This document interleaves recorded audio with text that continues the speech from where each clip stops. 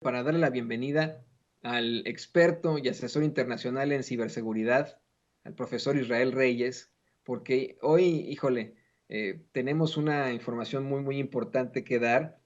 Hoy el profesor pues nos va a hacer una serie de planteamientos extremadamente fuertes, extremadamente duros. Él ya nos advertía hace meses de un posible ataque cibernético eh, en México, en el gobierno de México. Y hoy, como usted lo sabe perfectamente, el presidente López Obrador aseguró que el ataque de robo de información que sufrió la Sedena, la Secretaría de la Defensa Nacional, y que filtró Carlos Loret de Mola a los montajes, pues se da mediante mecanismos modernos que extraen información con gente muy especializada. Aclaró hoy el presidente que no cualquiera puede hacer este tipo de hackeos y que no sabe si en México hay especialistas en este campo de la cibernética, pero le insisto, el experto y asesor internacional en ciberseguridad de la Universidad de Washington, D.C., el profesor Israel Reyes, ya nos había advertido hace meses de un posible evento, de un posible ataque cibernético. Profesor, te saludo con mucho gusto aquí en Sin Censura. Mi querido Toño, qué gusto estar contigo y con toda tu audiencia de Sin Censura. Es un canal de YouTube que yo aprecio mucho y que los valoro. Y bueno, gracias por este tiempo. Y bueno, va a ser una larga conversación la de hoy en este tema, mi querido Toño. Así es, hay que aclarar muchísimas cosas, profesor, que esto es verdaderamente importante. ¿Por qué no empezamos por esto? ¿De dónde proviene ese ataque? Hoy el presidente así lo planteaba. Dice, no creo que haya sido una situación originada en México. Vamos, o sea, no en cuanto a la intención, sino pues vamos, el equipo este de hackers que llega hasta la Sedena, que consigue llevar este a cabo. ¿De dónde podría provenir este ataque, profesor Israel Reyes? Bueno, mira, primero que nada te comento que México tiene muy buenos hackers a nivel internacional. De eso estamos convencidos. Yo soy miembro de la Comunidad Internacional de Inteligencia y bueno, hay muy buen talento y muy buena capacidad aquí en México. Mas, sin embargo, quiero comentarte que estos grupos de hackers, que se les conoce como hacktivists, pues son grupos que son internacionales y que forman células pues de personas en diferentes países, en México, en Colombia, en Europa del Este, en diferentes partes, y todos trabajan en conjunto a través de las redes obscuras, las que se le conoce como el dark web, y de ahí es donde empiezan a colaborar este grupo de hackers. Como bien lo dijiste, Toño, yo había mencionado la vulnerabilidad que existía, el riesgo que había de un ciberataque, y bueno, hoy, como pasó cuando Banjico y lo que le pasó a Pemex, tuve la razón. Quisiera estar equivocado, pero como tú bien lo recordarás, esto lo habíamos anunciado. Ahora, contestando tu pregunta, ¿de dónde son estos grupos? Bueno, estos son grupos internacionales, pero también personas que pueden estar y encontrarse en México. Recordemos que solamente alguien que conoce el ámbito político, el ámbito nacional, puede llegar a esos lugares, porque si pudiésemos hablar de un grupo de norcoreanos o de rusos, pues sería difícil, porque primero pues no saben mucho español y no saben las estructuras. Entonces no hay que descartar que existe la posibilidad de que también sea un golpe interno, que haya fuerzas internas, tanto políticas o de intereses en particular, que tengan como objetivo socavar la credibilidad del gobierno a través de estas acciones. Eso me queda claro. Un golpe interno, que se trata de un golpe interno, eso pues es preocupante, profesor. La verdad es que hay que hacernos esa pregunta, ¿a qué se debería en todo caso?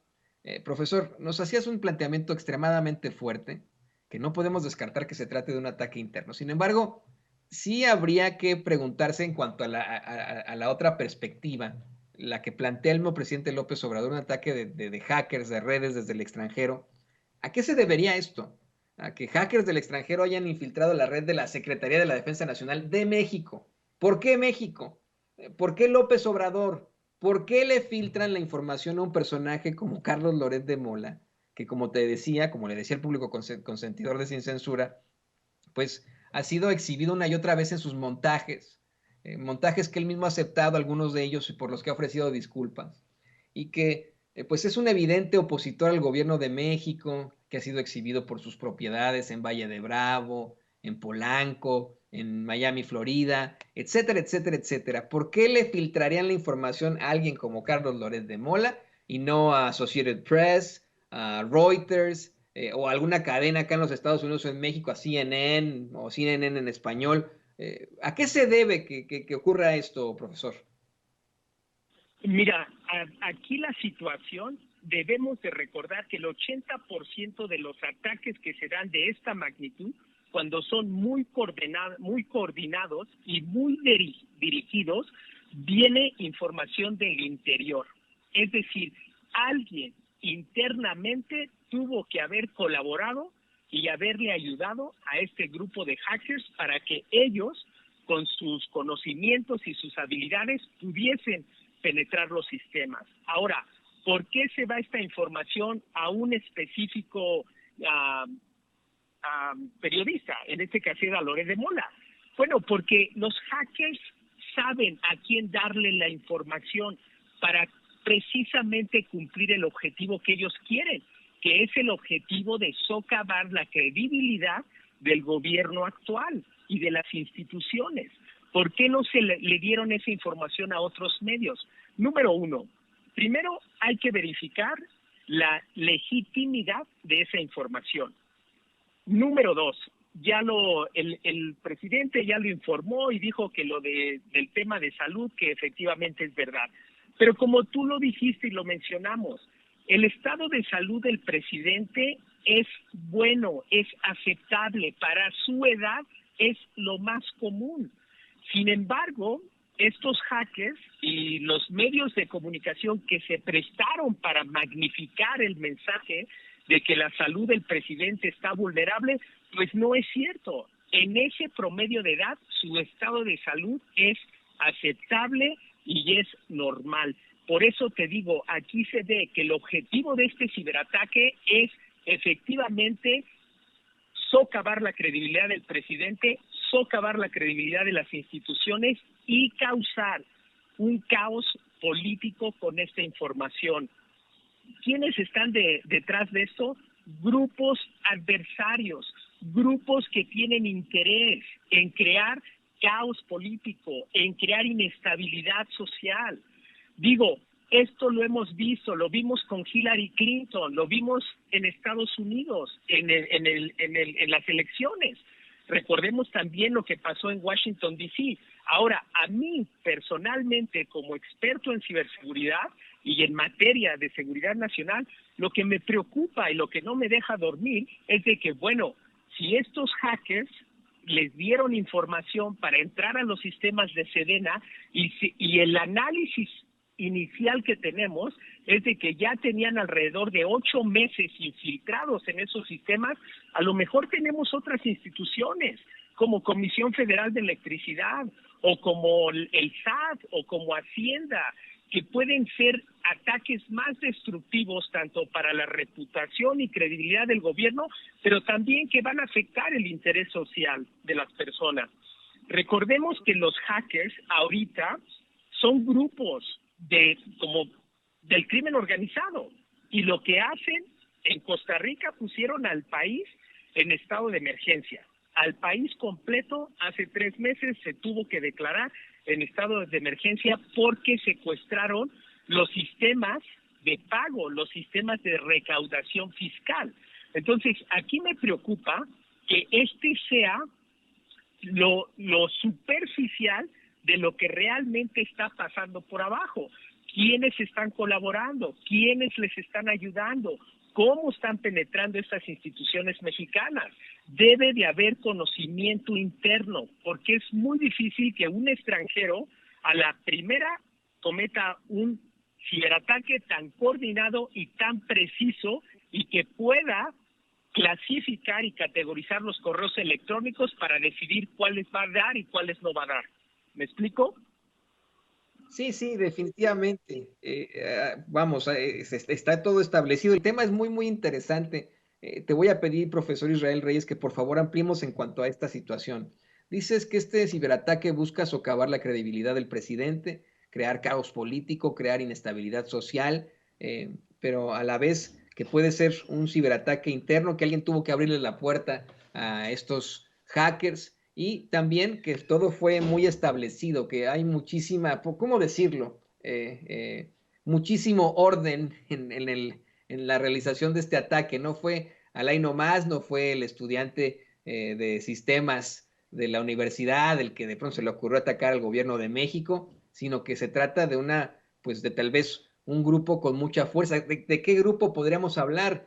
Yo te lo estoy planteando de esta forma porque en los últimos días hemos visto un resurgimiento de la ultraderecha hacia el fascismo, un resurgimiento en el que utilizan cualquier tipo de estratagema para hacerse del poder. Lo estamos viendo en Italia, lo está intentando Jair Bolsonaro en Brasil. Acá en Estados Unidos tenemos a personajes peores que Donald Trump, personajes como el gobernador de Florida, Ron DeSantis, o el gobernador de Texas, Greg Abbott. ¿De qué grupos podríamos estar hablando si se trata de grupos internacionales actuando con la ultraderecha mexicana para hacer este tipo de ataques que buscan generar algo que es terrible para un país, caos político e inestabilidad social?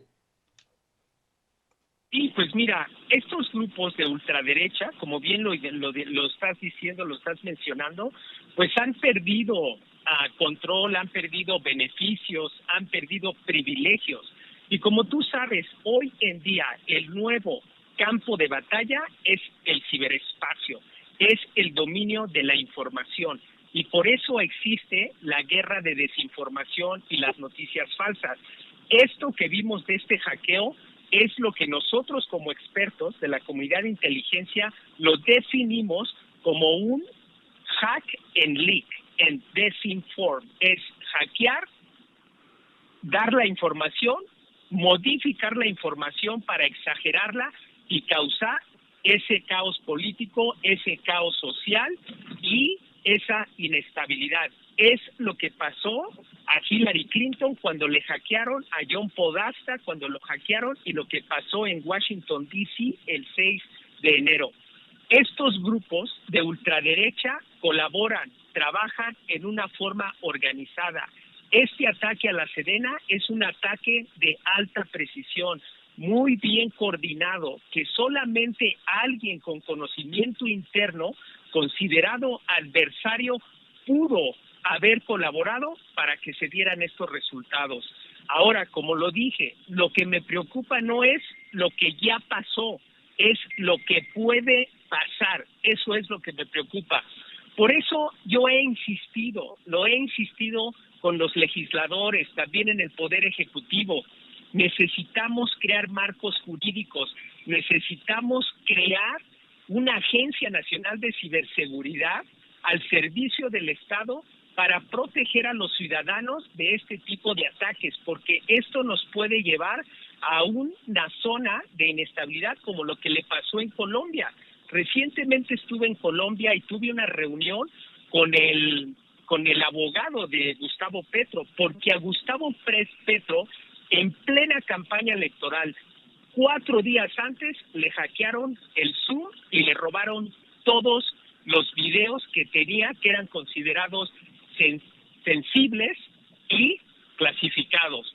Pero todos estos ataques se dan porque hay una persona interna, es sabotaje interno los que pasan esta información y ya los especialistas expertos pues hacen la otra parte del trabajo. Por eso necesitamos estar preparados para garantizar la estabilidad política y social de México, porque vienen las elecciones y todo esto de campañas, de socavar la credibilidad del presidente va a tener un efecto en las elecciones. Y te aseguro que entre más cercanos estemos al proceso electoral, va a haber más hackeos. Eso te lo garantizo. Hackeos a personajes políticos, hackeo a las instituciones de gobierno y que vamos a ver la democracia del país sumamente vulnerable, porque hoy en día el ciberespacio es el nuevo campo de batalla y este ataque que se dio a Sedena es un ataque coordinado, premeditado y con lo que nosotros definimos como el animus nocendis. animus nocendis, que significa con la intención de causar daño. Y ¿sabes qué, profesor? Y se lo voy a decir también al público de Sin Censura. Lo problemático de todo esto es que, digamos que de pronto se encuentra quien le abrió la puerta o quienes le abrieron la puerta a pues a estos hackers, a estos ciberterroristas. No está tipificado, no habría algún tipo de situación cuestionable que pudieran enfrentar, no, no, vamos, no serían puestos en la cárcel, o no enfrentarían algún tipo de consecuencias por lo que tú mencionas. No hay en la legislación absolutamente necesaria en este mundo para este tipo de situaciones. Es que eso es lo más fundamental en estos momentos. Todo, señoras y señores, usted que nos ve, que nos escucha, casi todo lo hacemos mediante la computadora, mediante nuestros teléfonos inteligentes. Usted nos está viendo con su teléfono inteligente, con su tableta, con su computadora. Usted tiene su dinero en el banco y lo maneja mediante pues redes de internet. Usted, todos los procesos que hacemos ya ahora gubernamentales también son así, y no tenemos una legislación en México y una muy, muy pobre acá en Estados Unidos para regular este tipo de situaciones. Es verdaderamente preocupante. Tome nota, por favor, de eso. Pero, ¿qué te parece, profesor, que vamos a la parte final de este análisis que es fantástico, que nos hace, que es muy bueno, que es verdaderamente necesario? Porque a pesar de todo, se ha visto en las últimas horas más bien un apoyo inconmensurable al presidente López Obrador tras estas revelaciones de los montajes de Carlos Loret de Mola sobre su salud, sobre esta supuesta filtración del Culiacanazo. Nos planteas caos político, desestabilidad. ¿Verdaderamente hay un riesgo de que la ultraderecha en México pueda imponer esa narrativa?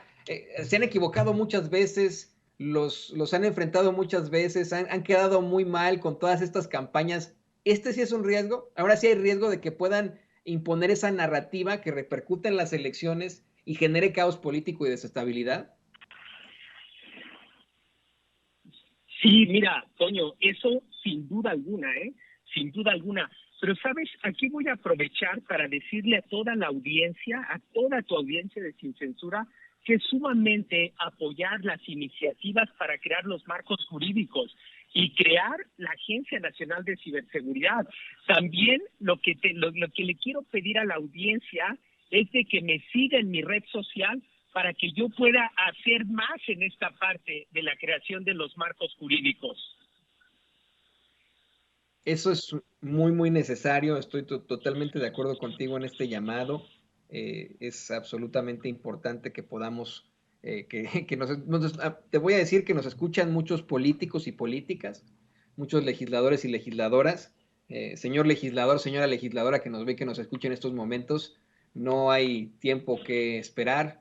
Es momento de que usted se ponga las pilas y se ponga a trabajar en una legislación, en un marco jurídico para evitar este tipo de situaciones y que por supuesto se restablezca la seguridad en nuestras instituciones, especialmente las que pueden tener algún tipo de problemática de seguridad nacional. Fíjate, profesor, hoy el presidente López Obrador planteaba que el mismo general secretario de la Defensa, Crescencio Sandoval, le dio a conocer que el ataque se dio en medio de una especie de mantenimiento que le estaban dando a sus sistemas, que por eso fue que ocurrió este tipo de situaciones, por lo que no se puede descartar tu planteamiento, tu tesis de que haya sido alguien de adentro de lo que sucede, pero déjame insistir con la pregunta, ¿cómo podría esto en todo caso afectar absolutamente al futuro, a las elecciones de 2024? ¿Cómo podría ya generar caos político, desestabilidad